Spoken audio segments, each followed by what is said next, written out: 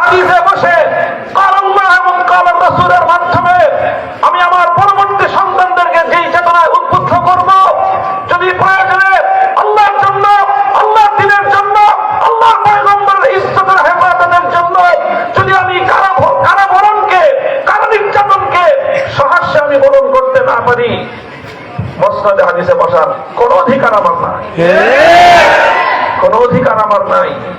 শুধুমাত্র হাদিসের মসনদে বসা, বিরাসতে পয়গম্বরের, নববী বিরাসতের সুযোগ সুবিধা, মানুষের সম্মান, ফুলের মালা, ফুলের তোড়া, লাল গালিচার সংবর্ধনা, আর মাঝে মাঝে হাদিয়া তোহফা আর সালাম গ্রহণ করলাম, আর দিনের নবীর মতো করে উহুদের ময়দানে, তায়েফের ময়দানে রক্ত দেওয়ার প্রয়োজন হলে আমি থাকলাম না।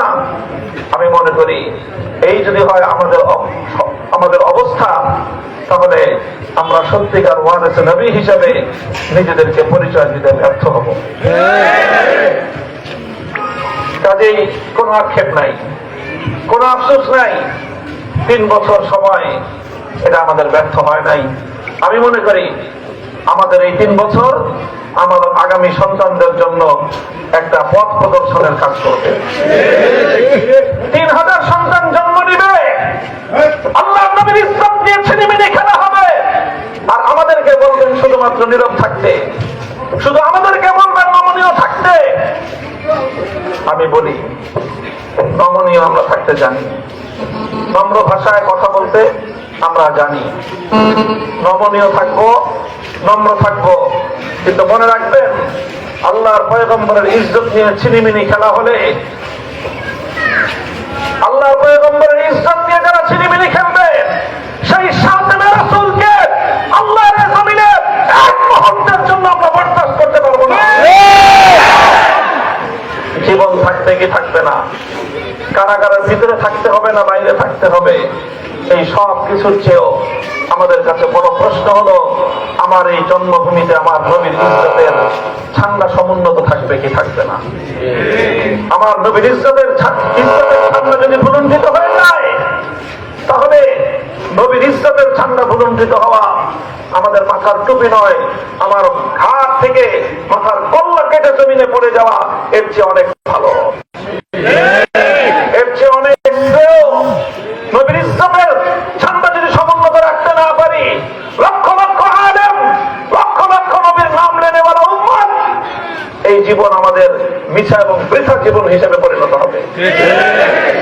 কাজেই আমাদেরকে নমনীয় থাকতে বলবেন, নবীর দুশমনদেরকে প্রশ্রয় দিবেন।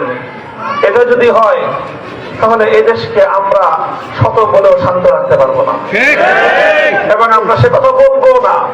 বরং নবীর ইজ্জতের হেফাজতের জন্য, নবীর দুশমনদের বিরুদ্ধে এই জাতিকে উদ্বেলিত করার জন্য, এই জাতিকে তাদের বিরুদ্ধে উদ্বেলিত করার জন্য, উৎসাহিত করার জন্য যা বলতে হয় তাই বলবো, যা করতে হয় তাই করবো আমরা ইনশাআল্লাহ।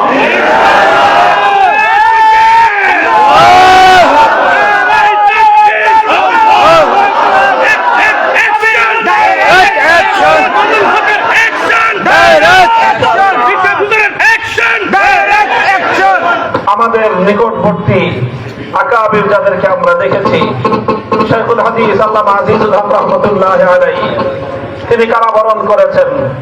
আমাদের পূর্বপুরুষ মুফতি ফজলুল হক আমিনী রাহমাতুল্লাহ আলাইহি কারাবরণ করেছেন।